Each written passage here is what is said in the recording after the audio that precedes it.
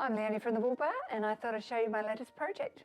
This one is not one of my own designs. It's a Texyarns Ryder pattern, but I've done a major difference. The Ryder pattern is worked from the bottom up.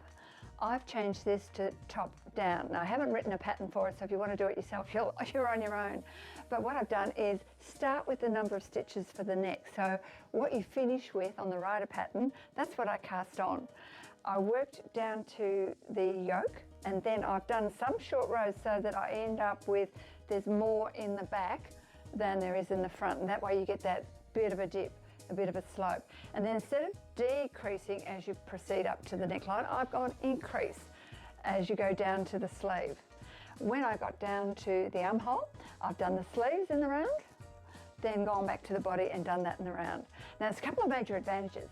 Number one is you don't have seams to sew up, and it's not that I particularly hate sewing seams, but seams can be bulky and they're a bit more fiddly. You've got to sew ends in for them. The other thing is, when you're knitting in the round, your knitting looks a whole lot more even. So you're doing the same stitch row after row after row. Whereas when you're doing stocking stitch normally, a row of knit, row of purl, some people like me don't do the most even stitches. So it just looks a little bit tram-tracky when I do it that way. However, when I'm in the round, no, it doesn't. Way more professional finish. I've also changed the pattern just a little bit. I've tweaked it by putting some cables in the collar and some cables in the bottom hem, just because I was getting bored. There's a lot of knitting with that.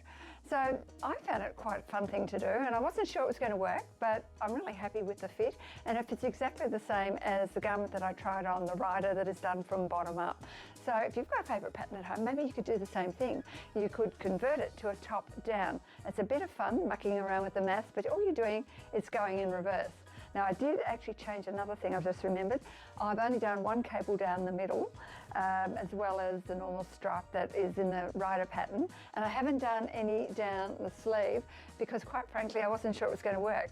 So I wanted to have as less complication as I possibly could manage. But it was a lot of fun, and I'm really happy with the outcome.